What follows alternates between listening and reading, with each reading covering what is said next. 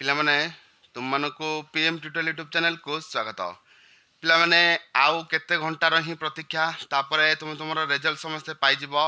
ସେଥିପାଇଁ ମୁଁ ପ୍ରଭୁ ଶ୍ରୀ ଜଗନ୍ନାଥଙ୍କ ପାଖରେ ଏତିକି ପ୍ରାର୍ଥନା କରୁଛି ଯେ ସମସ୍ତଙ୍କୁ ନିଜ ନିଜ ପରିଶ୍ରମ ଅନୁଯାୟୀ ଫଳ ପାଆନ୍ତୁ ସମସ୍ତେ, ଏବଂ ସମସ୍ତଙ୍କର ମନ ପସନ୍ଦର ରେଜଲ୍ଟଟି ଆସୁ। ତେଣୁକରି ପିଏମ୍ ଟ୍ୟୁଟୋରିଆଲ ୟୁଟ୍ୟୁବ୍ ଚ୍ୟାନେଲ ତରଫରୁ ସମସ୍ତଙ୍କୁ ବେଷ୍ଟ ଅଫ୍ ଲକ୍। ଯାହା ବି ରେଜଲ୍ଟ ଆସିବ ସେଥିପାଇଁ ମନ ଦୁଃଖ କରିବନି। ଆଗକୁ ଆହୁରି ବହୁତ ଦୂର ରାସ୍ତା ପଡ଼ିଛି, କେମିତି ସେ ରାସ୍ତା ଅତିକ୍ରମ କରିବ, ପାଠପଢ଼ାରେ ପୁନର୍ବାର କେମିତି ଫେରିକି ଭଲ ରେଜଲ୍ଟ କରିବ ଆଗକୁ ସେଥିପ୍ରତି ଧ୍ୟାନ ଦେବ। ଆଉ ବି ଗୋଟେ କଥା ପିଲାମାନେ କହି ରଖୁଛି, କେତେକ ଗାର୍ଡ଼ିଆନ୍ ମାନେ ତୁମମାନଙ୍କୁ ପ୍ରୋମିସ୍ କରିଥାନ୍ତି ଯେ ତୁ A1 ନେଇଆ କି B1 ନେଇଆ, ମୁଁ ତୋତେ ଫୋନ୍ ଦେଇଦେବି କି ବାଇକ୍ ଦେଇଦେବି କି ସ୍କୁଟି ଦେଇଦେବି କି ସାଇକେଲ ଦେଇଦେବି। ହୁଏତ ପିଲାମାନେ ଗୋଟେ କଥା ଶୁଣ, ବାପା ମା ତୁମମାନଙ୍କୁ ଏଇ କଥା କହିଥାଇ ପାରନ୍ତି, କିନ୍ତୁ ବର୍ତ୍ତମାନ ଯଦି ତାଙ୍କର ଆର୍ଥିକ ପରିସ୍ଥିତି ସ୍ୱଚ୍ଛଳ ନଥିବ ତୁମକୁ ସେ ଜିନିଷଟା ଯୋଗାଇ ଦେବା ପାଇଁ, ତେଣୁକରି ଆଦୌ ମନ ଦୁଃଖ କରିବନି। କାହିଁକି ନା ତୁମକୁ ହୁଏତ ସେଇ କଥାଟା କହିଥାଇ ପାରନ୍ତି ଯେ ତୁମର ପାଠପଢ଼ା ପ୍ରତି ଗୋଟେ ଆଗ୍ରହ ଆସିବ ବା ମନୋଭାବ ବଢ଼ିବ। ବୁଝିପାରୁଛଟି? ପ୍ରାୟ ସମୟ ଏମିତି ସବୁ ପ୍ରୋମିସ୍ କରିଥାନ୍ତି ଯେ ତୁ ରେଜଲ୍ଟ ଏତିକି ପରସେଣ୍ଟ ନେଇ, ତୋ ପାଇଁ ମୋବାଇଲ ଫୋନ୍ ଦେଇଦେବି, କି ଗୋଟେ ବାଇକ୍ ନେଇ ଆସିବି, କି ଗୋଟେ ସାଇକେଲ ନେଇ ଆସିବି, କି ସ୍କୁଟି ନେଇ ଆସିବି। ବୁଝିପାରୁଛ ନାହିଁ? ଏମିତି ସବୁ କଥା କହିଥାନ୍ତି। ହୁଏତ ସେଇଟା ବର୍ତ୍ତମାନ ଫୁଲଫିଲ୍ କରିପାରନ୍ତି ନ କରିପାରନ୍ତି। ତେଣୁକରି ସେଥିପ୍ରତି ଆଦୌ ତୁମେମାନେ ଓରିଡ୍ ହେବ ନାହିଁ। ତୁମେ ତୁମ ଲକ୍ଷ୍ୟ ରଖିବା ଆଗକୁ କେମିତି ପାଠ ପଢ଼ିକି ନିଜେ ସବୁ ଟଙ୍କା ରୋଜଗାର କରି ନିଜ ପଇସାରେ ମଧ୍ୟ କରିବା ପାଇଁ। ବୁଝିପାରିଲ? ଦେଖ ପିଲେ, ଆଜି ଯେଉଁ ମ୍ୟାଟ୍ରିକ୍ ରେଜଲ୍ଟ ବାହାରିବ କେମିତି ଦେଖିବ ସେ ବିଷୟରେ ବର୍ତ୍ତମାନ ଆମେ ଡିସ୍କସନ୍ କରିବା। ତେଣୁକରି ଦେଖ ପିଲେ, କେମିତି ଦେଖିବେ ମ୍ୟାଟ୍ରିକ୍ ରେଜଲ୍ଟ। ପିଲେ ତା ପୂର୍ବରୁ କହି ରଖୁଛି ପିଲାମାନେ, ତୁମେ ତ ବହୁତ ବର୍ଷ ଧରି ପିଏମ୍ ଟ୍ୟୁଟୋରିଆଲ ସହିତ ଜଡ଼ିତ ଥିଲ। ଆମର ଆଉ ଗୋଟେ ଚ୍ୟାନେଲ୍ ହେଇଛି ଯେଉଁଟାକି PR ଏଣ୍ଟରଟେନମେଣ୍ଟ। ବୁଝିପାରୁଛ? ଯେଉଁଟାକି ପିଏମ୍ ଟ୍ୟୁଟୋରିଆଲ ଚ୍ୟାନେଲକୁ ଯାଇକି କ୍ଲିକ୍ କଲା ପରେ ତଳେ ସେ ଚ୍ୟାନେଲଟା ତୁମମାନେ ପାଇଯିବ। ବୁଝିପାରୁଛ? ତଳେ ସେ ଚ୍ୟାନେଲଟା ପାଇଯିବ। ତୁମେ ତ ଆଉ କିଛି ଦିନ ପରେ ତୁମ ସହିତ ହୁଏତ ମୋର ଦେଖା ହୁଏ ଆଉ ନ ଦେଖା ହୁଏ, ତ କାହିଁକିନା ତୁମେ ଆଗକୁ ପଢ଼ିବ +2 ସାଇନ୍ସ କି ଆର୍ଟ୍ସ କମର୍ସ ସାଇନ୍ସ, ହୁଏତ ପିଏମ୍ ଟ୍ୟୁଟୋରିଆଲ ଚ୍ୟାନେଲକୁ ଆଉ ଫେରିପାର ନ ଫେରିପାର। ତେଣୁକରି ଚାହୁଁଛି ଯେ ଚ୍ୟାନେଲଟିକୁ ସବସ୍କ୍ରାଇବ୍ କରିକି ଆଜି ଗୋଟେ ଦିନରେ 1000 ପହଞ୍ଚାଇବା ଦାୟିତ୍ୱ ହେଉଛି ଏଇ ବିଗତ ବର୍ଷରେ ପଢ଼ୁଥିବା ପିଲାମାନଙ୍କର ଦାୟିତ୍ୱ। ତେଣୁକରି ଏତିକି ତୁମମାନେ ଯଦି ମୋ ପାଇଁ କରିପାରିବ, ନିଶ୍ଚିତ ଭାବରେ ମୁଁ ଖୁସି ହେବି। ବୁଝିପାରୁଛ? ଚ୍ୟାନେଲ ପିଏମ୍ ଟ୍ୟୁଟୋରିଆଲକୁ କ୍ଲିକ୍ କଲା ପରେ ତଳକୁ ଗଲା ପରେ ଆୱାର ନ୍ୟୁ ଚ୍ୟାନେଲ ତୁମେ ପାଇଯିବ। ବୁଝିପାରୁଛଟି? ସେଇ ଚ୍ୟାନେଲଟାକୁ ସବସ୍କ୍ରାଇବ୍ କରିକି ଆଜି ମୁଁ ଟାର୍ଗେଟ୍ ରଖିଛି 1000 ସବସ୍କ୍ରାଇବର ସେଇଠି ପହଞ୍ଚାଇବା ପାଇଁ। ଠିକ୍ ଅଛି ପିଲାମାନେ, ଆସ ଯିବା ଦେଖିବା ରେଜଲ୍ଟ କେମିତି ଦେଖିବ।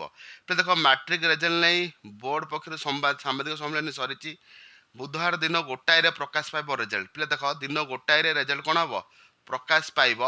କିନ୍ତୁ କ'ଣ ହେବ ନା, ରେଜଲ୍ଟ ୱେବସାଇଟ୍ରେ ଆସିବ କେତେଟାରେ ନା, ମାନେ ଦିନ 2ଟାରୁ ଆମର ୱେବସାଇଟ୍ରେ ଉପଲବ୍ଧ ହେଇଯିବ। ତେଣୁକରି ଆହୁରି ଗୋଟେ କଥା କହି ରଖୁଛି, ଯେଉଁମାନେ ନିଜ ରେଜଲ୍ଟ ଦେଖିବା ପାଇଁ ଅକ୍ଷମ ହେବ ବା କୌଣସି ସୂଚଲ ଦୃଷ୍ଟିରୁ ତୁମେମାନେ ଦେଖିପାରିବନି, ତୁମମାନଙ୍କ ପାଇଁ ନମ୍ବର ବି ଦେଇଦେଉଛି 9776760266। ଏଇ ନମ୍ବରରେ ମୋତେ ଯୋଗାଯୋଗ କରିବ। ବୁଝିପାରୁଛ? 9776760266। ଏଇ ନମ୍ବରରେ ଯୋଗାଯୋଗ କରିବ। ଯୋଗାଯୋଗ କଲେ ମଧ୍ୟ ତୁମେ ରେଜଲ୍ଟ ତୁମର ଦେଖିଦେଇପାରିବ। ବୁଝିପାରିଲ? ଦେଖ ପିଲେ, ୱେବସାଇଟ୍ କ'ଣ ଦେଇଛି? www.bseodisha.ac.in। ଆଉ ଗୋଟେ ୱେବସାଇଟ୍ କ'ଣ ଦେଇଛି? www.bseodisha.nic.in। ଏଇ ଦୁଇଟାକ ୱେବସାଇଟ୍ରେ ରେଜଲ୍ଟ କ'ଣ ହେବ? ପ୍ରକାଶ ପାଇବ। ତେଣୁକରି ରେଜଲ୍ଟ ବେଳେବେଳେ ଦେଖିଲା ବେଳେ ଜଣଙ୍କ ରେଜଲ୍ଟ ବଫରିଂ ହେଇକି ରହିଯାଏ କି ବାହାରେ ନାହିଁ, ଏମିତି କିଛି ଅସୁବିଧା ହୁଏ। ତେଣୁକରି ସେମିତି ଅସୁବିଧା ହେଲେ ବି ଆଦୌ ଓରିଡ୍ ହେବନି। ହୁଏତ କିଛି ନେଟୱାର୍କ ପ୍ରୋବ୍ଲେମ୍ ପାଇଁ ବା ସର୍ଭର ଡାଉନ୍ ପାଇଁ ରେଜଲ୍ଟ ତୁମର ଆସୁନଥାଇପାରେ। ଗୋଟେ ପିଲା ଭାବିଛନ୍ତି ମୁଁ ଫେଲ୍ ହେଇଯାଇଛି, ଯେମିତି ଆର ବର୍ଷ ମଧ୍ୟ ମୋ ସାଥିରେ ସେମିତି ହେଇଥିଲା। ଗୋଟେ ଷ୍ଟୁଡେଣ୍ଟ ମୋର ଯିଏକି ଅନନ୍ତ ବୋଲି ତାଙ୍କ ନାଁ, ତାଙ୍କ ରେଜଲ୍ଟ ଦେଖୁଥିଲୁ, ତାଙ୍କ ରେଜଲ୍ଟ ଆସୁନଥିଲା। ବୁଝିପାରୁଛଟି? କେତେ ସମୟ ଦେଖିଲା ପରେ, ମାନେ 4-5 ଥର ଟ୍ରାଏ କଲା ପରେ ରେଜଲ୍ଟ ଆସିଲା। ଯାହା ହଉ, ପିଲାଟି ଫାର୍ଷ୍ଟ କ୍ଲାସ୍ ମାର୍କ 60% ଏଭବ ମାର୍କ ରଖି ମଧ୍ୟ ପାସ୍ ହେଇଥିଲେ। ବୁଝିପାରୁଛ? ତେଣୁକରି ସେଥିପ୍ରତି ଆଦୌ ଓରିଡ୍ ହେବ ନାହିଁ। ଆଉ ଯେଉଁମାନଙ୍କ ଏରିଆରେ ମାନେ ଆମର ନେଟୱାର୍କର ସୁବିଧା ନାହିଁ ବା ନେଟ୍ର ସୁବିଧା ନାହିଁ, ସେମାନେ କ'ଣ କରିପାରିବେ? OR10 ସ୍ପେସ୍ ଲେଖିକି ନିଜ ରୋଲ୍ ନମ୍ବର ଲେଖିବେ। ଲେଖିକି ଏଇ ଯେଉଁ ନମ୍ବର ଦିଆଯାଇଛି କ'ଣ 5675676750କୁ SMS କରିଦେଲେ ସେମାନେ ମଧ୍ୟ ନିଜର ରେଜଲ୍ଟ ପାଇପାରିବେ। ବୁଝିପାରୁଛ ପିଲାମାନେ? ଆଉ ଥରେ ବି ମଧ୍ୟ କହି ରଖୁଛି, ଯେଉଁମାନେ ରେଜଲ୍ଟ ଦେଖିବା ପାଇଁ ଅକ୍ଷମ ହେବ, ବୁଝିପାରୁଛଟି? ଯେଉଁମାନେ ରେଜଲ୍ଟ ଦେଖିବା ପାଇଁ ଅକ୍ଷମ, ତା ମାନେ ନୁହେଁ ଯେ ସମସ୍ତେ ପଠାଇଦେବ।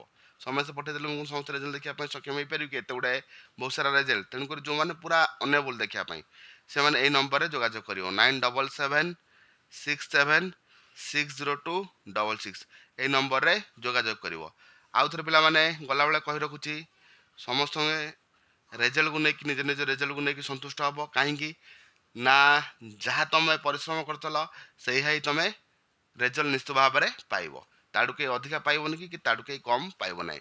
ଆଉ ମଧ୍ୟ ଗୋଟେ କଥା କହି ରଖୁଛି, ଭାବୁଛି ପିଏମ୍ ଏଣ୍ଟରଟେନମେଣ୍ଟ ଚ୍ୟାନେଲ୍ ଯେଉଁ ହୋଇଛି ସେ ଚ୍ୟାନେଲ୍କୁ ମଧ୍ୟ ତୁମେ ସେଇଭଳି ଭଲ ପାଇବା ଏବଂ ସାହାଯ୍ୟ ସହଯୋଗ କରିବ ଏବଂ ମୋ ସାଥିରେ ରହିବ ଯେଉଁଭଳି ପିଏମ୍ ଟ୍ୟୁଟୋରିଆଲ୍ ଚ୍ୟାନେଲ୍ ସହିତ ରହିଥିଲ।